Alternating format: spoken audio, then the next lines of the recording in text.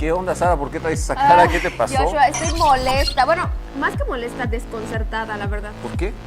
Pero déjame contarte así súper rápido. Es que estaba viniendo en el autobús ya para acá y de repente que se sube una persona a dar un poco de información acerca del VIH. Ajá. Después de que nos dijo todos los datos y demás, pues preguntó si alguien quería hacerse una pequeña prueba rápida de detección. Oye, qué bien, ¿no? Claro, obviamente pues yo levanté la mano, ¿no? Pero lo raro fue que toda la gente se me quedaba viendo extraño, me hacían unas caras como que se alejaban, me quedaban viendo con cara de fuchi o no sé. Fue muy raro. Oye, pues qué mal, la verdad, porque estas son oportunidades que tenemos para aprender Claro. y sobre todo para crear una cultura de prevención, que realmente es lo que nos va a ayudar a prevenir enfermedades como el VIH. Así es, Joshua, por eso el día de hoy vamos a hablar acerca de esta enfermedad, los miedos, los mitos y el papel tan importante que juega la ciencia en este tema. Pongan mucha atención y no le cambien porque es el tema de hoy en Ingenio Viral.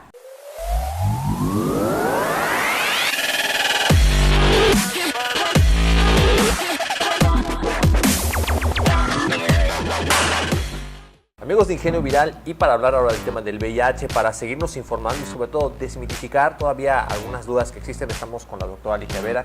Ella es una experta en el tema. Vamos a platicar un poco para que también pues todos tengamos un poquito más de información a la mano. Doctora, muchas gracias. Hola, mucho gusto y gracias por la invitación. Y aquí estamos para responder las preguntas que ustedes quieran y si las sé, ¿verdad? Porque si no, pues las investigamos. Claro, claro. Doctora, para empezar, ¿qué es el VIH? Ok, bueno, el VIH como tal son las siglas de lo que conocemos como el virus de inmunodeficiencia humana, VIH.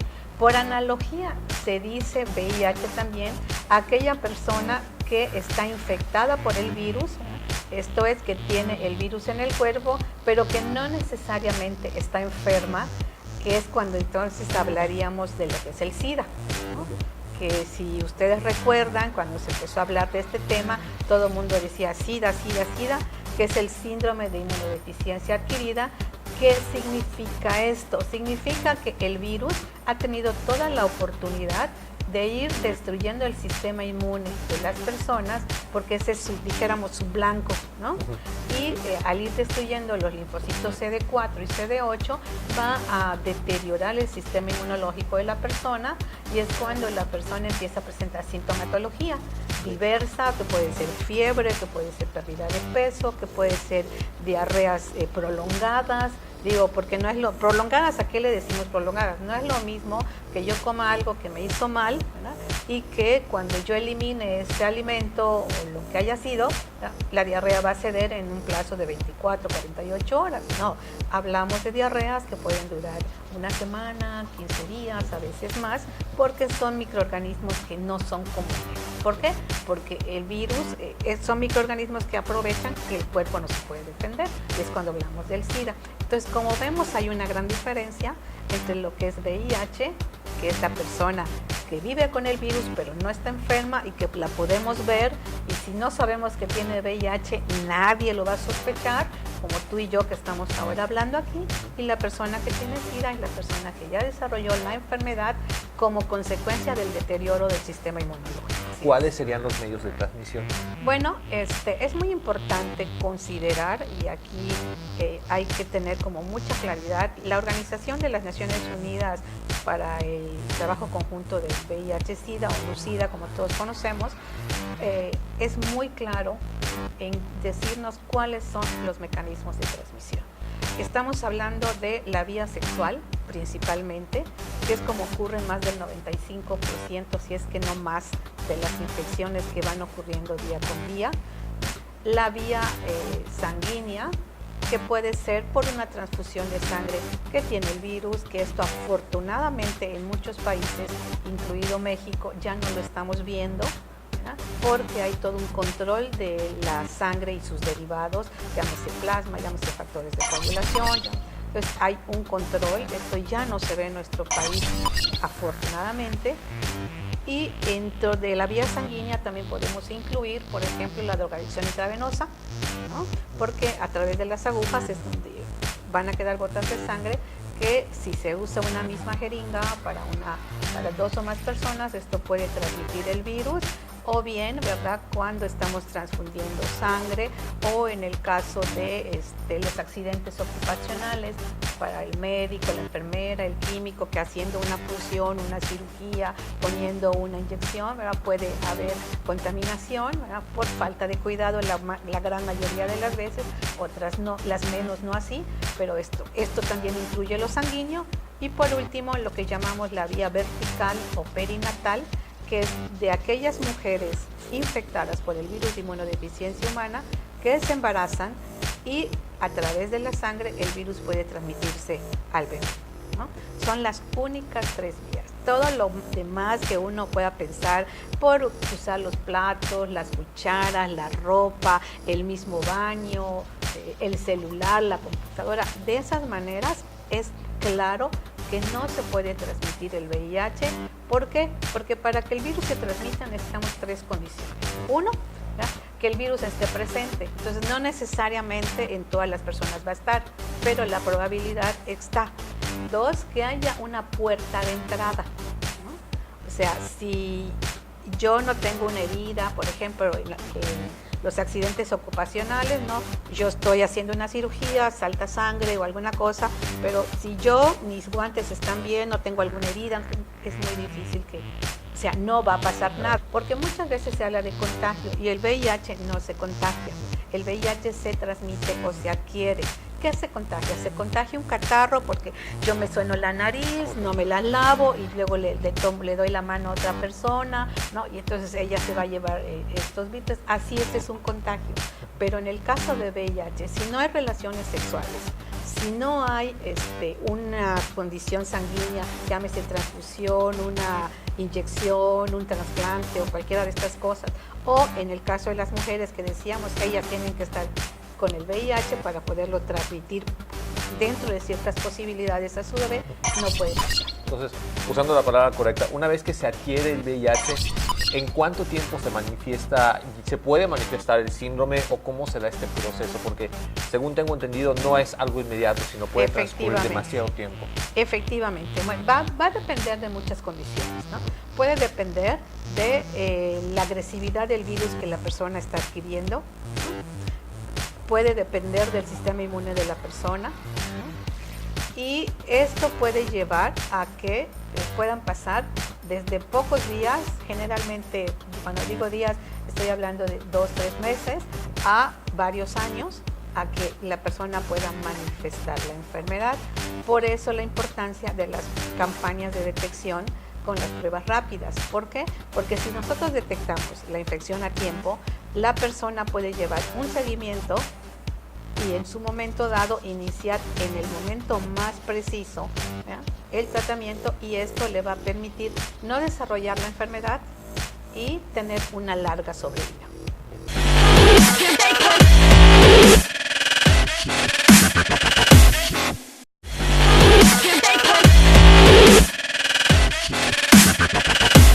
Amigos, fíjate, Sara, que hemos salido a la calle, nos han preguntado, igual a través de las redes sociales, ¿qué significa el emblema ese del bichito de ingenio viral, ese que va caminando de un lado a toda la pantalla así como loco?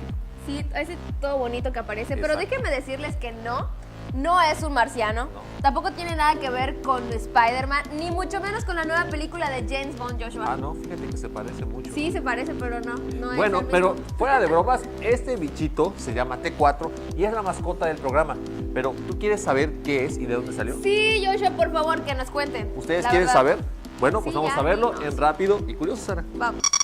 Esa figura que ves en el logotipo de Ingenio Viral y que aparece desplazándose en algunas partes del programa es la representación de un bacteriófago T4, un virus que infecta solo algunas bacterias inyectando su ADN. Los fagos carecen de cualquier mecanismo de reproducción, por lo que aprovechan los mecanismos de la bacteria para replicarse.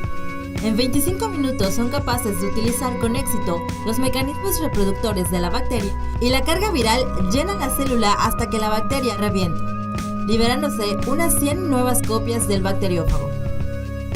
Los fagos pueden encontrarse en diversas poblaciones de bacterias, tanto en el suelo como en la flora intestinal de los animales, y son de gran importancia en la biología molecular, ya que pueden ser utilizados como agentes de clonación, es decir, para insertar ADN en bacterias y reproducir otras obteniendo bancos de genes. En Ingenio Viral decidimos utilizar el Fago T4 como mascota del programa, ya que el conocimiento es como un virus que se propaga y multiplica en nuestros cerebros, y toda vez que entra se queda para siempre, es decir, que el conocimiento también se viraliza. Amigos de Ingenio Viral, continuamos hablando con la doctora Ligia Vera. Estamos hablando acerca del VIH y del entorno médico del que lo rodea para que nos sigamos informando y desmitificando. Doctora, gracias por continuar con nosotros. Estábamos hablando acerca de la manifestación y de los números del VIH en Yucatán. ¿Puede continuar mencionándonos un poco acerca de las cifras de cómo se manifiesta aquí? Bueno, yo creo que esto es muy importante, ¿no? Porque Yucatán, como les comentaba en el año anterior, nos reportaban en ese entonces que para 2014 teníamos 357 nuevos casos, casi uno por día, ¿no? Lo cual nos debe preocupar, nos debe llamar la atención y pues hay que intensificar la prevención, ¿no? Por un lado. Por el otro lado, ¿verdad? Si nosotros vemos Yucatán en el panorama nacional, tenemos que Yucatán se encuentra en primer lugar casi de los casos reportados por VIH, ¿no? Por VIH, no por SIDA. Entonces, esto también nos dice que las campañas, bueno, lo podemos ver de la manera que sea. Unos lo podemos ver positivamente, pensando que las campañas están funcionando, estamos haciendo las detecciones, esto va a implicar que las personas van a tener un tratamiento y un seguimiento adecuado más tempranamente y esto les va a dar mayor sobrevida, ¿no? O lo podemos pensar negativamente diciendo, ay, estamos muy mal. O sea, yo creo que las cosas hay que verlas en su contexto, ¿no? Creo que es parte del resultado que está teniendo las campañas que tanto las instituciones de salud como las organizaciones de la sociedad civil organizada están realizando a través de las ferias de pruebas rápidas, ¿no? Y este es el resultado. El problema es que tenemos que seguir insistiendo y que también es un mensaje para los jóvenes, ¿no? Que algo es importante. ¿Por qué no hemos podido parar el VIH? Porque finalmente depende de la conducta individual de cada quien. O sea, no es lo mismo decir, bueno, como pasó con el H1N1, ¿no? Todo el mundo nos limpiamos las manos constantemente con antibacterial, no salimos, tosemos de cierta manera y de esto logramos controlar la epidemia muy rápidamente. En este caso que hablamos que la vía sexual es principalmente la más frecuente vía para adquirir el VIH, ¿ya? Tiene que ver con decisiones individuales, salvo excepciones, donde yo decido tener relaciones sexuales, pero no me cuido, ¿no? Y allí es donde hablamos un poco, ¿no? De que es difícil, o sea, no es que la Secretaría de Salud y todo el sector salud no esté haciendo lo que le toca, lo está haciendo, pero también tiene que ver con esta parte de qué hago yo con mi vida, porque aún como papás y como mamás no podemos tener la posibilidad de estar con nuestros hijos 24 horas del día de todos los días, ¿no? Claro. Y esto, ¿verdad?, implica una importancia de la educación de la sexualidad, donde educar en la sexualidad no significa solo dar información, significa dar valores, responsabilidad, donde tiene que ver la autoestima, donde tiene que ver la autoimagen y una serie de circunstancias que hoy por hoy, si bien se están dando los pasos en nuestro país, todavía nos falta. Claro, pero al final de cuentas hablamos de que depende de cada quien, depende, por ejemplo, el uso del condón, claro, es un método demasiado efectivo en la cuestión de la prevención del VIH. Ahora, hablando de grupos afectados hoy por hoy en nuestro estado, ¿cuáles son los principales grupos afectados? Es una realidad que hoy por hoy el grupo que está más afectado es el de los hombres que tienen sexo con hombres, ¿no?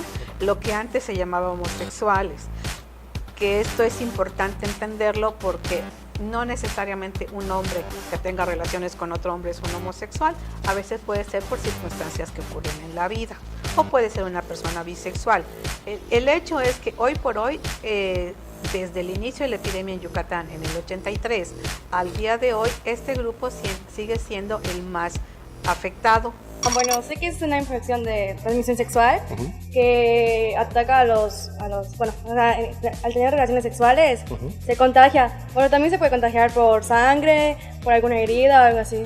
Bueno, sé que es una enfermedad que se transmite por relaciones sexuales, que no está bien informada la persona se pudo haber enfermado al meterse con otra persona y no sabía que tenía VIH y pues si llega el momento que se empiezan a sentir y empieza ya los síntomas, va al doctor y pues si no se entera que tiene VIH. Sé que el VIH es una enfermedad de transmisión sexual, ¿no?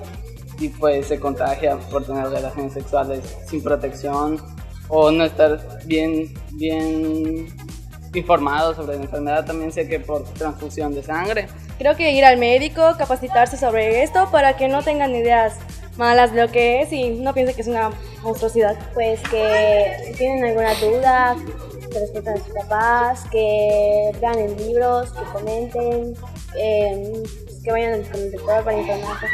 Bueno, primero que nada a los chavos, decirle pues que tomen orientación con sus padres, preguntarle a sus padres acerca de las relaciones sexuales y qué consecuencias puede traer, no informarse bien de esas enfermedades. Sobre eso, la discriminación es un tema que pues es muy abundante en estos días. Cualquiera discrimina a las personas por lo que piensa, por sus perspectivas y no en realidad por lo que es, ¿no? Pues yo pienso que eso no es algo adecuado porque, o sea, no es su culpa de él. En cierta manera no es su culpa que tenga esa enfermedad, pero, o sea, que tú le estés restregando eso, lo estés discriminando por tener esa enfermedad, no es muy adecuado porque hace sentir mal a las personas. No, porque ellos no tienen derecho de estar discriminándolos porque hasta ellos, si no se informan bien o si no se protegen, les puede pasar y no creo que les gustaría que les hagan lo mismo.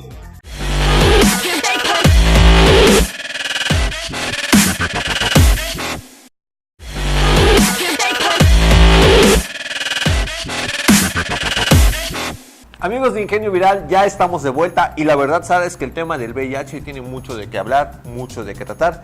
Ahorita platicábamos con la doctora Ligia acerca de la parte de la enfermedad, de cómo se desarrolla la parte médica, el tratamiento y los factores de riesgo y de contagio, Sara.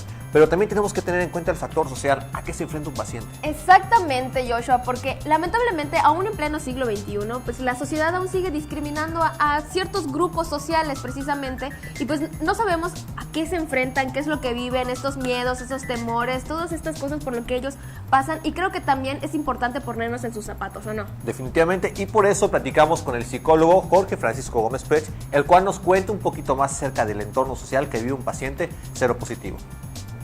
Una persona que vive con VIH al momento de recibir el diagnóstico se puede enfrentar desde el punto de vista psicológico, se presenta como un duelo, ¿no? De alguna manera la presencia del diagnóstico lo enfrenta a diferentes cambios, ¿no? en el sentido de vida, y eso le puede generar ansiedad y le puede generar también depresión. Por eso es importante que previo al diagnóstico, a todo el procedimiento que se da para el diagnóstico, se reciba acompañamiento psicológico, tanto antes de realizarse la prueba, durante la prueba y después de recibir el diagnóstico. Hay muchas veces el diagnóstico se recibe de manera accidental.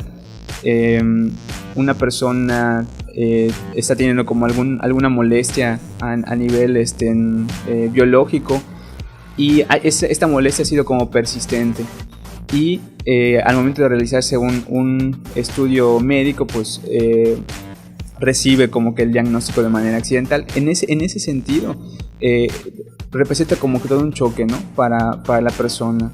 Y primero pues se tiene que trabajar esta parte del duelo, ¿no? O sea, hay cosas que se pierden, ¿no? A lo mejor hay planes que uno piensa en ese momento que no va a poder realizar, ¿no? O sea, desde, no sé, concretar una carrera, hay personas que están en una relación de vinculación afectiva, piensan que también eso puede terminar. Todavía hay como esta parte de ver a la enfermedad como una sentencia de muerte, siendo que hoy el tratamiento médico y en el tratamiento farmacológico ha avanzado para que una persona tenga una alta expectativa de vida, ¿no? Hoy en día se considera el VIH incluso como una enfermedad crónico-degenerativa comparada con la diabetes mellitus, por ejemplo, ¿no? Entonces, todas estas ideas que hay alrededor de la construcción social que existe acerca del VIH, como enfrentan a la persona a pues sí, esta situación que le puede llevar a la ansiedad y a la depresión. Y básicamente ahí es donde entra la labor del psicólogo, de la psicóloga, en el acompañamiento que se le da a las personas que viven con VIH. La persona que vive con VIH es dueña, pues, de su diagnóstico y de darlo a conocer a quien ella lo decida, o a quien él lo decida, ¿no? Hay personas que deciden vivir solas con el diagnóstico, sin compartirlo con la familia. En muchas ocasiones incluso la familia es la primera, son los primeros que se enteran del diagnóstico, y después la persona que vive con VIH. En ese sentido son como dos casos, ¿no? En el sentido de que la familia conoce el diagnóstico, pues es importante también que reciban este acompañamiento, porque también les cambia la perspectiva de cómo se conceptualiza el VIH, ¿no? También, si la persona que vive con VIH tiene muchas dudas y muchos miedos, la familia que convive con él o con ella también, ¿no? O sea, en el sentido de que, bueno, muchas veces en estas conductas de apartar, por ignorancia, de apartar los utensilios de cocina, las toallas, la ropa, y se piensa que se tiene que tener un tratamiento especial, ¿no? Y cuando la familia entra a este proceso de acompañamiento, donde se le brinda información, pero también donde se busca también resignificar esta experiencia dentro del contexto de la familia, se convierte en una de las redes principales de apoyo para la persona que vive con VIH. Y para las personas que pues, de alguna manera tampoco revelan el diagnóstico, se da como una situación como paradójica, porque también la persona vive con miedos y con temores, ¿no? A veces piensa que si de repente se le olvida la rasuradora en el baño, y esa rasuradora la toma el papá o el hermano o el primo, puede tener miedo de que la persona también se le pueda transmitir el VIH, ¿no? Cuando pues sabemos que eso no es posible. Pero solamente a través de este acompañamiento al que entra toda la familia es que primero esas dudas, esos temores como que se van eliminando por la información que se recibe, porque es parte también del tratamiento, pero también se resignifica lo que significa el vivir con VIH, ¿no? O sea, tanto para la persona como para la familia. Habíamos hablado, ¿no? Por ejemplo, cuando una persona recibe el diagnóstico de diabetes mellitus, pues no tiene ningún conflicto con decir, bueno, vivo con diabetes. Una persona que vive con cáncer, tampoco. Sin embargo, las personas que reciben el diagnóstico de VIH tienen que enfrentarse a dos situaciones específicas. Uno, la discriminación y el estigma. También sabemos que el VIH está asociado específicamente en la mayor parte de los casos, la transmisión se da por vía sexual. El tema de la práctica sexual también es como compleja en nuestra sociedad, ¿no? O sea, y en la medida que nosotros vayamos dándole a los jóvenes las herramientas, la información necesaria para que puedan tomar decisiones libres, pero también informadas en el ejercicio de la sexualidad, pues se va a eliminar, pues podríamos decir, como que esos factores de riesgo que pueden estar asociados a la transmisión del VIH. Y lo digo por lo siguiente, ¿no? O sea, una persona que vive con VIH puede ser una persona que tenga una orientación diferente a la orientación heterosexual. Entonces, esto lleva como que todo un proceso de interno, uno, de aceptación de mi propia orientación, y dos, de la aceptación del diagnóstico con el que vivo, ¿no? Con mi condición de salud. Desafortunadamente hay como muchos mitos y muchas situaciones a nivel social que hacen que precisamente cuando se piensa en VIH, se piensa uno en trabajo sexual, se piensa en homosexualidad, se piensa en eso no de manera positiva, se piensa de manera negativa. Y eso es lo que de alguna manera genera que las personas que viven con VIH prefieran mantener como en secreto su diagnóstico. En la medida también que las personas rompen el silencio, las personas que viven con VIH rompen el silencio y se empoderan, de alguna manera también confrontan a la sociedad, pero también generan un cambio. yo creo que ese es como que el gran reto al que nos enfrentamos como sociedad, ¿no? O sea, las personas que viven con VIH tienen todo el derecho de vivir sin discriminación y sin estigma. Amigos, ya estamos de regreso y también lamentablemente ya estamos llegando al final de nuestro programa, pero espero que la información que les brindamos el día de hoy les haya gustado, hayan prestado muchísima atención y les sirva de mucho. Claro que sí, Sara. Sobre todo recordar dos cosas muy importantes. Primero, podemos tener relaciones sexuales con protección. Claro, Eso es bien muy importante, importante. es muy sencillo. Y si estuvimos en una situación de riesgo, inmediatamente ir a hacernos una prueba. Las pruebas son gratuitas, hay muchos espacios y asociaciones que nos ofrecen apoyo en este sentido. Así es, por favor, no tengan miedo, no pierden nada con ir, al contrario, ganan muchísimo, detectar a tiempo, pues es muy importante. Y claro, también tener en cuenta que ser seropositivo o tener VIH no es una situación de muerte, no se acaba la vida, al contrario, es una oportunidad de tener un buen tratamiento y de tener una calidad de vida digna. Así es, pues muchísimas gracias a ustedes por habernos sintonizado una semana más. Y pues Joshua, queremos invitarlos a nuestro programa de radio que ya nos estuvieron viendo por ahí o escuchando más que nada algunas personas los sábados en punto de las 11 de la mañana, Joshua. Claro que sí, si quieren seguir no viéndonos, oyéndonos hacer locuras de sábado que despertamos medio sí, para poner con ganas de poner a el la gente ambiente en y para iniciar el fin de semana bien. Claro que sí, y con mucha información de ciencia, innovación y tecnología, pueden escucharnos sábados a las 11 de la mañana a través de 95.3 en Candela FM. Así es, y también les recordamos que nos pueden encontrar en nuestras redes sociales, en Facebook y en YouTube como Ingenio Viral. Ahí van a encontrar todos nuestros programas anteriores que ya hemos subido, las locuras que hemos hecho durante todos estos meses, pues ahí van a poder recordarlas. Y no se te olvide que también ya tenemos Twitter, nos pueden Yay, encontrar como sí. Ingenio, muy importante, con doble N, Ingenio Viral, ahí nos pueden encontrar o etiquetarnos con el hashtag Ingenio Viral. Así es, Ingenio Viral TV, Ingenio Viral Radio, ahí está para todos ustedes, llevándonos toda la información acerca de ciencia, innovación y tecnología. Y recuerden que se pueden poner en contacto con nosotros si quieren que hablemos de algún tema en específico. Claro que sí, si quieren que Sara les mande besos también pueden hacerlo. De una vez, besos. Yo no me pidieron besos, pero también se los puedo mandar.